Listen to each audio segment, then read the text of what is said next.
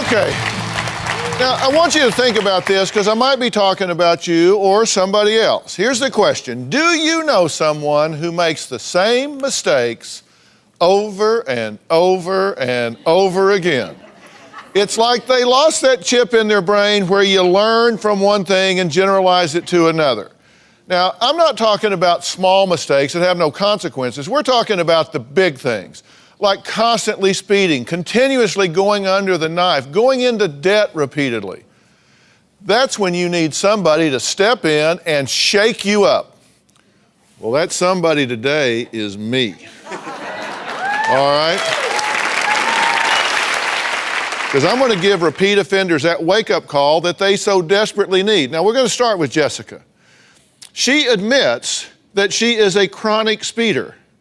Well, that's no surprise. In the last 3 years, she's been pulled over for speeding 60 times. I didn't say she was going 60. I said she's been pulled over 60 times. Now, as you watch this tape, I want to make one thing clear.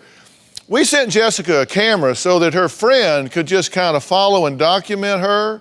We gave very clear instructions. Do not speed for us or for the camera. Do not break the law. We're not looking for a good example. We just want to document your normal activities. Let's see what happened. I'm a repeat offender when it comes to speeding. Her driving is incredibly dangerous. Oh my God, the people don't move. They just don't. Where do you want me to go? That's why I speed. Now I have road rage. I love to drive fast. I'm uncontrollable. She's a rule breaker. She doesn't feel the rules apply to her.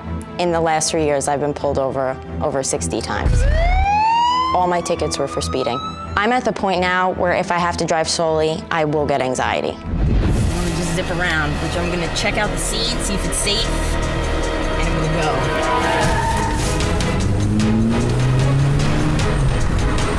Feeling much better. When I'm in the car with her, I am driving with my foot on an imaginary brake, holding on white-knuckled to the side of the door. Jessica has gotten the tickets, and her father and I are the ones that are paying the fines. We've paid between $2,500 and $3,000 in fines and court fees. My parents are fed up. Yes, I speed, but I'm not a bad driver. I'm good. I have reflex of a cat. If she doesn't clean up her act with the driving, I will sell the car. You know, public transportation, the bus, and rides from friends. My question is, can I stop speeding? My biggest fear is that Jessica would kill herself or someone else. And I gotta speed to do it. See, it just happens.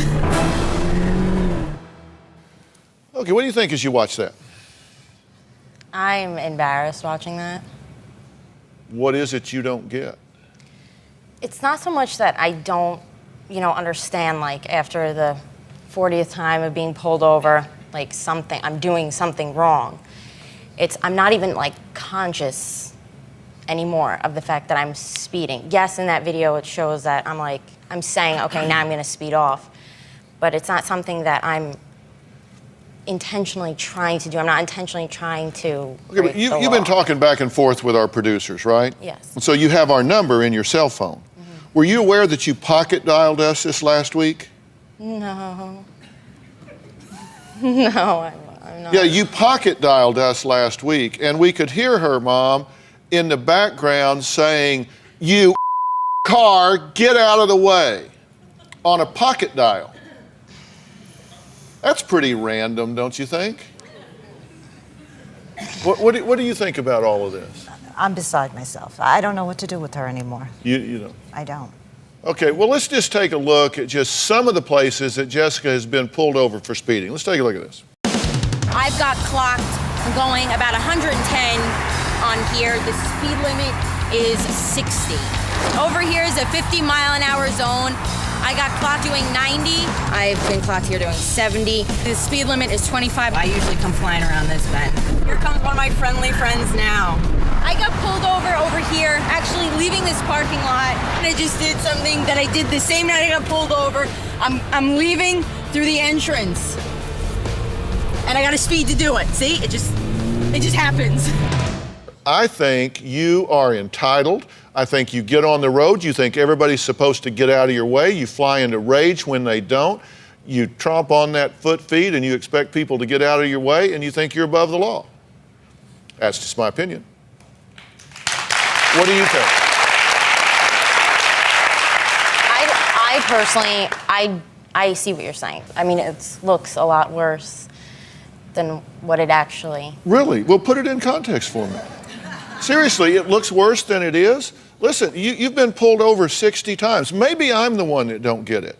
You've been clocked at 110 on the parkway, 70 and a 25. That was residential. People live there. People have children. Children have balls. Balls go in the street, and you come around the corner at 70 miles an hour. Are you kidding me? That's not... I don't do that all the time. You don't have to do it all the time. You don't have to do it all the time. If you've been stopped for speeding 60 times, how many times have you sped? 6,000? 600? Well, obviously, I have a problem. I mean, I'm not denying that. I mean, I guess sometimes I try to make an excuse. Yeah, you try, but you're not trying hard enough because you're not... 110 on the parkway, you've had 3 accidents. 1, you were texting. 2, you were speeding. You flipped a Jeep going through the toll plaza. Were you speeding? Yeah, did you speed the next day? You did. You flipped a Jeep from excessive speed going into a tollway, a toll booth, and you sped the next day. You've been pulled over 60 times. How many times last week? I think like 4 or 5 times. 5 times last week.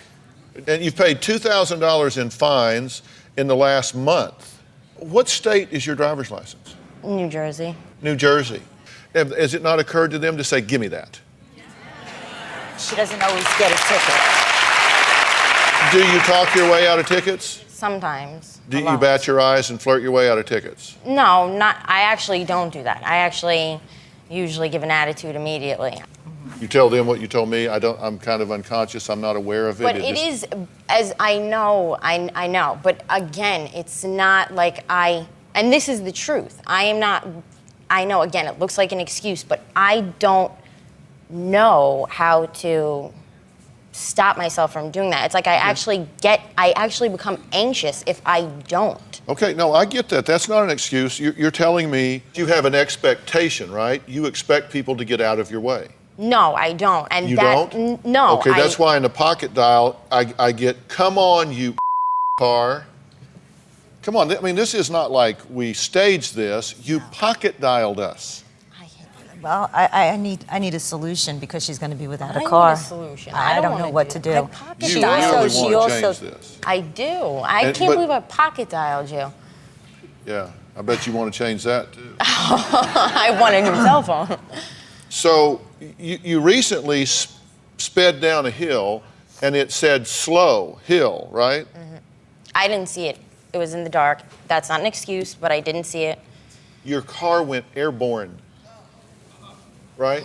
Yes. Okay, see, listen, I used to have a rule. I practiced for many, many years in private practice, and always had a rule when I was dealing with people that I thought were self-destructive or other destructive. And my rule was, if they can get from one appointment to the next without doing something stupid, then we're going to do this on an outpatient basis. If they can't get from one appointment to another without doing something stupid, then we're going to do this on an inpatient basis because they can't control it, we'll control it for them, and that's when I would decide this person needs to be in the hospital instead of on the street waiting for the next appointment. Mm-hmm. Now, what she's saying is she can't control herself driving. In fact, you said it's not even a habit anymore, it just is what it is, right? I mean, it started off as habit. It started off as, I felt like, I could get away with it because I was in scrubs going to work, and I would be, I had an excuse at the time. So you'd play the emergency medical card. All right, we got to take a break. Jessica, in my opinion, is on a collision course with death. Her family is on a collision course with disaster. Can she stop speeding before it's too late, or is she just somebody that's not mature enough to operate a motor vehicle? I got some people that we're going to meet next that I think every driver needs to hear from, and I'll bet you they're going to answer yes when I ask them, do they wish I had had this conversation with somebody else in this world? We'll be right back. I have a speeding problem. I've been in a lot of car accidents. I was speeding through the toll plaza and I lost control of my Jeep and spun onto incoming traffic, slid down a ravine, rolled my Jeep. It was bad. She called to tell us that she had flipped over her Jeep. My heart stopped, and I just began to pray. After the accident, I was speeding again almost instantly. Well, that was Jessica talking about just one of 3 accidents she's gotten into because of her extreme and repeated speeding. She has been stopped 60 times, 5 times just last week, thousands of dollars in tickets. Marion is worried about her daughter because she thinks she's going to end up dead or killing somebody else if she doesn't get her driving under control. Now, you get this, right? Absolutely. I am. Yeah, this is out of control. And you recognize that she's telling you she can't stop. Right. She needs help. That's what you're saying, right? Yeah, You're saying, you put me in a car, you're going to speed. True? 80% of the time, yes. Yeah. Okay, now look, there are 2 people here that I'd like Jessica to meet. Now, Alice and Tom tragically lost 2 of their sons in a high-speed car accident. Take a look at this. Jim and Danny were killed in a car crash on February 17th, 2000. I lost 2 sons in that car. The driver was going 100 miles an hour. And we found out 3 teens died that night in that car. My son 18, my son 15, and another teen 16. All 3 teens in the back seat were killed that night. It's been 9 years since it's happened. And there's not a day that hasn't gone by that we don't think about it. The driver of the car that killed our sons, he had several speeding tickets before, and several people would tell us that they had seen him driving fast. Your car is a lethal weapon. It kills. We were living proof right here.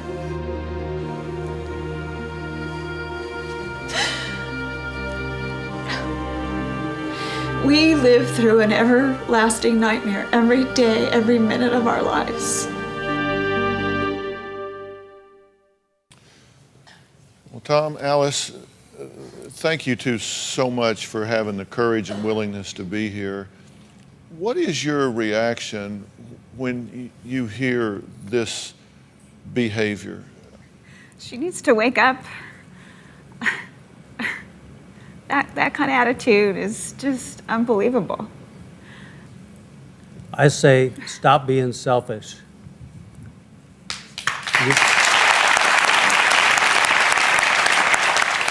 I know young drivers today feel that they're invincible. That's not true. Well, you know, Alice, I want to put a face on this. I want to give you a look into your future. And when we finish, I want to give you a look into your future. Tell her what was taken away from you that day. 2 sons that never graduated from high school, never got to go to college, never got married, never had kids. Those forever dreams that a parent has for their child are gone forever. And in an instant of driving fast, in a second, you can take somebody's life away. You don't want that pain on your shoulders. You could be looking at a mother and father whose sons you kill. It's a miracle you haven't killed somebody already. What are your boys' names? Tim and Danny. Tim and Danny. They're not statistics. Look at them. Are you that entitled that you can continue to do this? Now, what is it that you're going to do that is so important that those 2 people right there have to spend the rest of their lives every day thinking about what they've lost? What's so important in your life that makes it worth someone like them having to do something like that? There's nothing. I completely see what you're saying. And to hear their story is, It's heartbreaking. it's, yeah, I mean, I just look like a selfish, ignorant person, and I don't want to be that, person who destroys somebody's family. What's it going to take? Do you need to go to jail?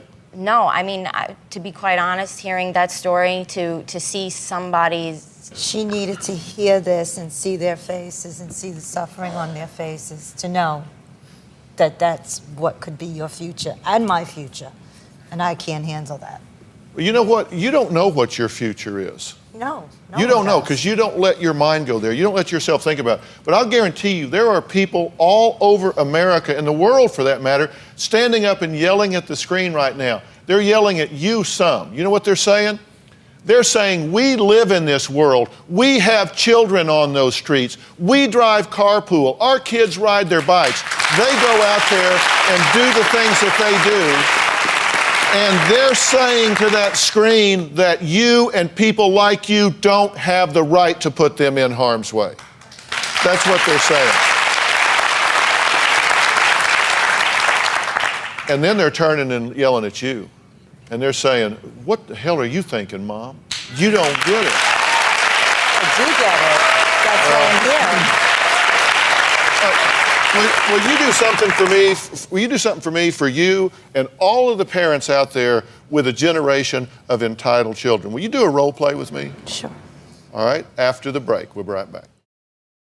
Today we're talking about repeat offenders. And, you know, oftentimes when people do things that are self-destructive, it doesn't affect just them, it affects other people, it affects their family. Now, I've said to you that I want your daughter to get it.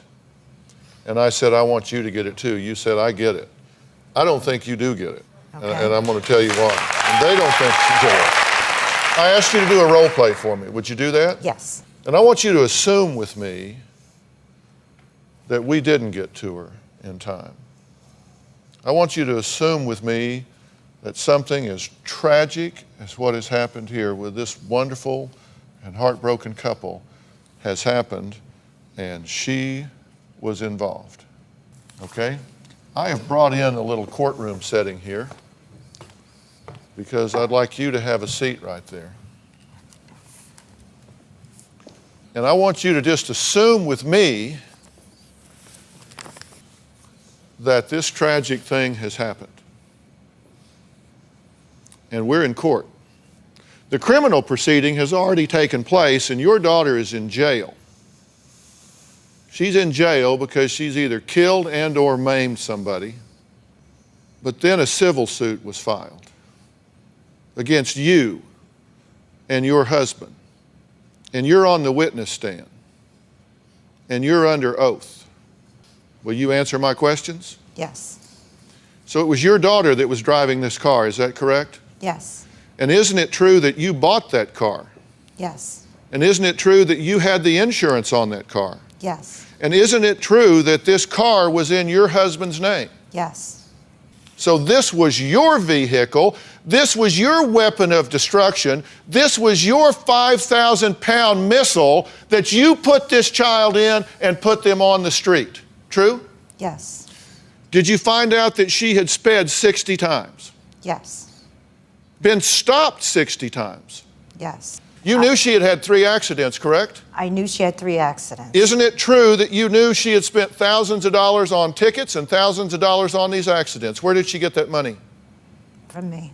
Pardon me? From me. Speak up so the jury can hear you. I provided her with the money. You paid the money to get her out of accountability, isn't that true? Would you consider that to be enabling? Yes.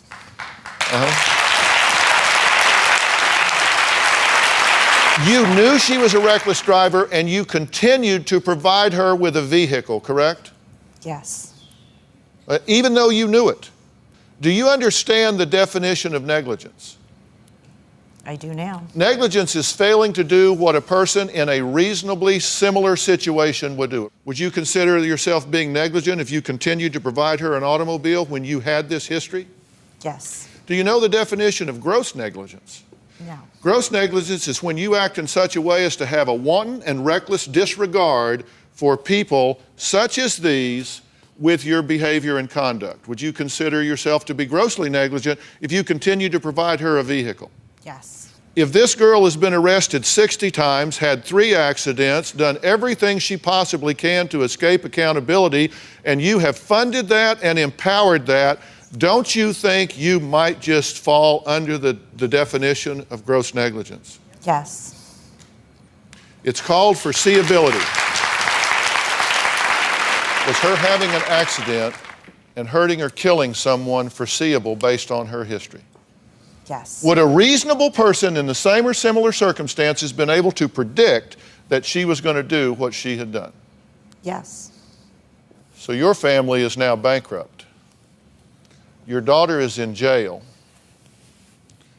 and you hang your head in shame because you didn't have the guts to stand up and be a parent and put this girl on the bus.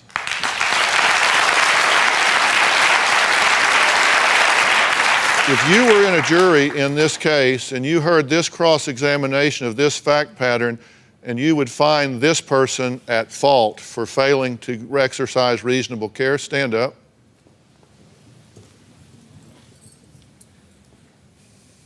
I don't want this to happen to you. Thank you. I don't want it to happen. I want to help her. I really don't. I don't want this to happen to you. You want your mother to go through this? Absolutely not.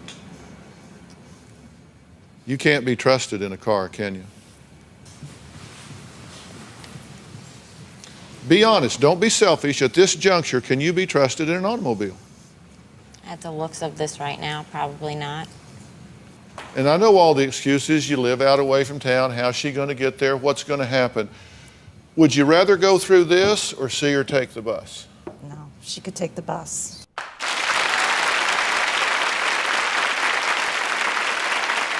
She has road rage. She is a delightful young woman, truly. I mean, you seem to me to be a very nice person, seriously. I am. I'm not bad. I just have a... And I don't want, person. you know, I'm not hating on you here, but I want you to look back and say, you know what? I walked up there and met Dr. Phil one day, and he changed my life.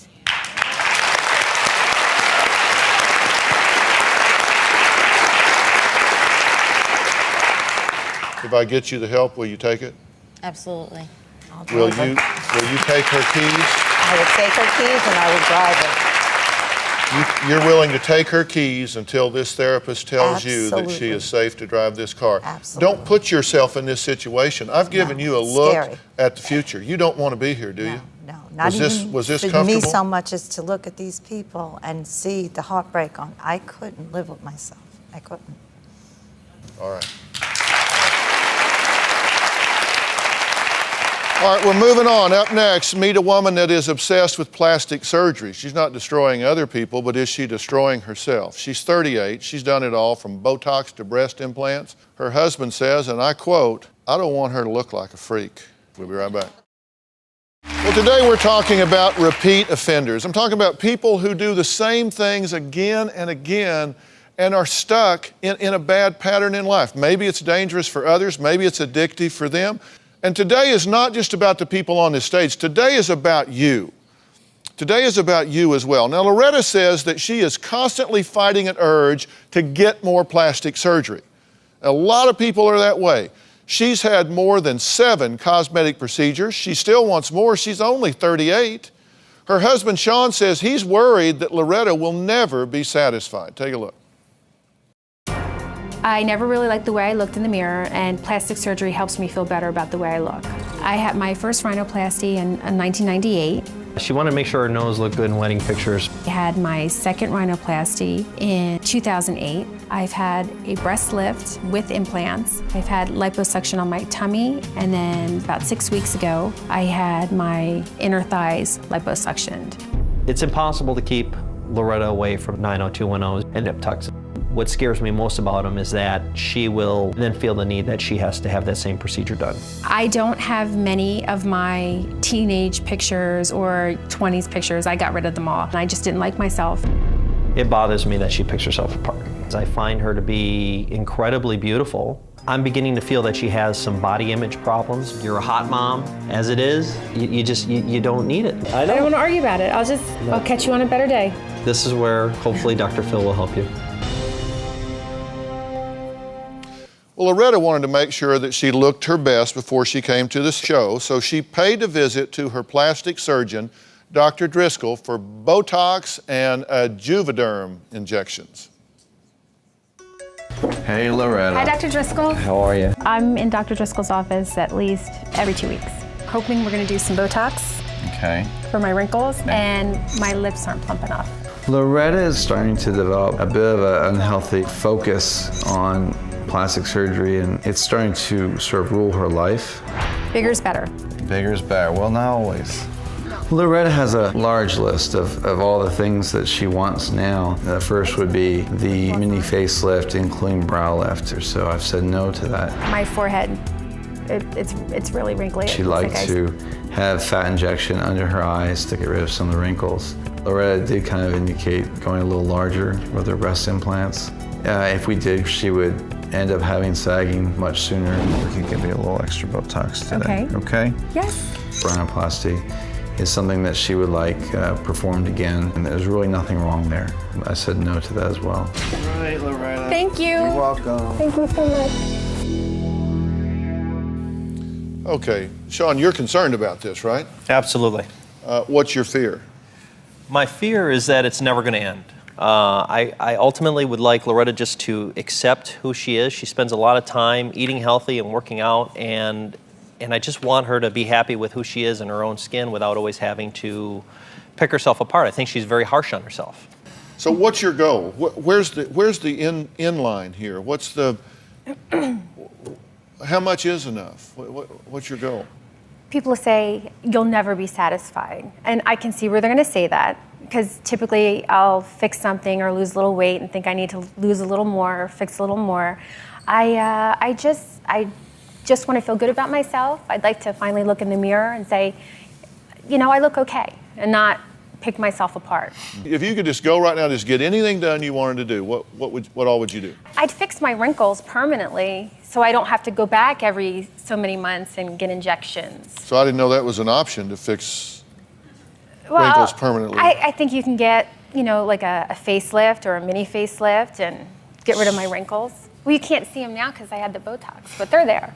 They're there. When the Botox wears off, they're back. They're right back. So you think you need, well, you must think I look like Fido's ass. If you,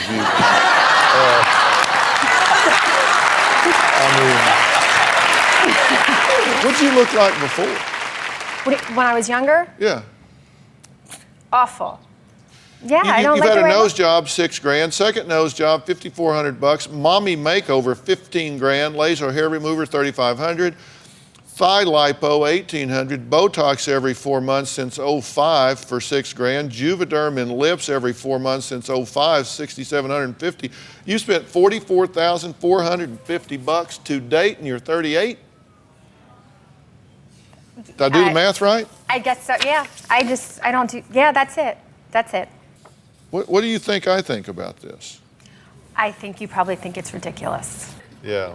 All right, up next, can Loretta break her obsession with beauty before she ends up scarred for life? Because this stuff can go way wrong, and I have an expert here that's going to tell you how and why, and we're going to talk about what I do think. We'll be right back. I had inquired about cheek implants to be put in just to lift my face up a little, to make it a little smoother, and he had showed me by stretching my face that it would just pull my face way too tight. And then he showed me some pictures of people that received cheek implants that it was just, you know, plastic surgery gone wrong, and they you know, just like Catwoman. Here with Loretta, her husband Sean. Loretta keeps making repeat visits to the plastic surgeon's office. She said he turned her in. He said, you need to come see Dr. Phil, not me. Now, Sean wants my help in convincing her to break the habit before it's too late. Now, I want to bring someone else into the conversation. Dr. Paul Nassif is a world-renowned facial, plastic, and reconstructive surgeon. Now, and I'll tell you, I've known Dr. Nassif for a number of years. Not only does he do this surgery, but he fixes surgeries that other people have done that go wrong. Thank you for being here, Dr. Nassif. Thank you, Dr. Phil. Is she on the edge of going too far? Absolutely. What would happen that would make her look like she wouldn't like if she had something done? Well, I mean, one of the things you made a comment a few minutes ago, I want to remove these wrinkles permanently. Well, that's not going to happen. A facelift removes loose hanging skin. It doesn't get rid of wrinkles. What will happen if you go like this in the mirror, you'll end up looking extremely plastic and fake. It's just not going to work. And that's what, and I have to say, to his credit, my doctor is double board certified. He's an extremely, I mean, Have you ever heard the term body dysmorphic disorder? Yes. Tell me what you understand about body dysmorphic disorder. I know that if you look at yourself, you don't see what other people see. Plain and simple. And I'm sure I have a touch of that. I'm going to tell you that on my short list of considerations is the fact that you are trying to solve psychological problems with non-psychological solutions. When you see someone with body dysmorphic disorder, Sean, what you got is you have somebody that has a problem with self-esteem, they have a problem with body image, they have a problem with anxiety, they have a problem with the way they feel, and instead of dealing with psychological issues psychologically, they try to deal with psychological issues surgically. Let me tell you from an objective standpoint, if you are someone that is now actively seeking additional surgery, then you aren't seeing yourself correctly. Because if you go further at this age, you've seen them in Beverly Hills, there are a lot of 60-something women in Beverly Hills that look frightened. Yes. They do. You know what I'm talking about. They've got that. You have to know that you are an attractive woman, true? I don't think I'm heinous, but I don't think I'm attractive. Okay, you just answered my question. You should never find a doctor that will give you additional plastic surgery because you have a distorted body image. You are not seeing yourself through a clear lens. And you're not going to ever find enough surgery to make you say, okay, now I'm the hot tamale in the corner. That's not going to happen with you. So don't freak yourself out trying to do that. And these things can go wrong. Dr. Nassif also brought us pictures showing what can happen when you have too many procedures done on your nose, for example, because you don't think your nose is fixed yet, right? No, I think he could have did a little more, just a little. Yeah, okay, Dr. Nassif, take us through this. Now, this patient has had so many rhinoplasties that it's completely destroyed the skin, the nostrils, and you can see how red that skin is. And the middle part of the nose is starting to collapse in. And it's pretty much almost, the nose is no good. You almost have to replace the whole entire nose. Do you get that there are some things you need to explore as alternatives to surgery? Yes. I don't want to look like that. I truly don't. And, you know, since coming to the show and talking to people, I see that I could be headed in that direction. Okay, and what I want you to go away from here, and Sean, hear what I'm telling her here. I believe you have a distorted body image. I think you have a distorted self-image. And you need to get that looked at. Yes. Okay? I agree. Seriously. And then once you're comfortable with that, then you can trust yourself to make decisions, right? Right. Okay, all right, we got to move on. When we come back, we're going to talk to a repeat shopping addict who put herself 50 grand in debt. She paid it off, but she's shopping herself right back into the hole again. We'll be right back. Well, today we're talking about repeat offenders, and I'm trying to get to these people and to you through these people before the ultimate disaster happens, okay? And some of these things can have very long-term troubling consequences. Victoria says that she is compelled to shop. I cannot stop shopping. I don't even know how many shoes I have. I have so many coats that they don't fit in the closet. I don't have enough cabinet space for all of the makeup that I have. I have over 1,000 CDs. Shopping's satisfying in the moment. It feels like a friend. I will rack credit cards up because I don't have the money to support everything that I bring home. I have close to $11,000 in debt. I'm here visiting the Dr. Phil show, and I'm staying in a hotel in the middle of a mall. So I've already bought things my first day here. Dr. Phil, how can I stop my shopping problem? What did you buy new for the show? Well, some of the things I don't have on, I bought a new jacket, a couple of tops, earrings, makeup, a headband. To come to the show? Yes. So I feel a lot of pressure right now. This has got to really be worth it. What are you getting out of this? It's satisfying in the moment. I work a lot. I don't really go out. Go for a walk in the park. I mean, go do something else. But look, do you know when I was just talking to Loretta, I said, you need to deal with psychological issues psychologically, okay? You need to think about shopping the same way you would think about taking a fix of heroin or taking a pill or taking a drink, because it gives you a payoff in the moment, right? Do you get a high or do you get a calm? I get a high at first, and between the car and getting home, then the buyer's remorse sets in. Okay, so it the doesn't guilt. even last very long. No. It's just in the moment. You're possessing something. Until I get to wear it and look cute. Yeah, yeah. Well, you can look cute without something new. You got more clothes than you'll ever wear. You understand, this is an anxiety play. People that do this have anxiety. They have the pressure, tension welling up inside, and they got to deal with it. So one way to deal with it is go buy something. So you get that feeling there. Just like pushing on the accelerator, you get that relief at the moment. Getting this surgery, I don't like myself, but now I have something new. I have a new nose, I have some new ears, I have some new this, I have some new that.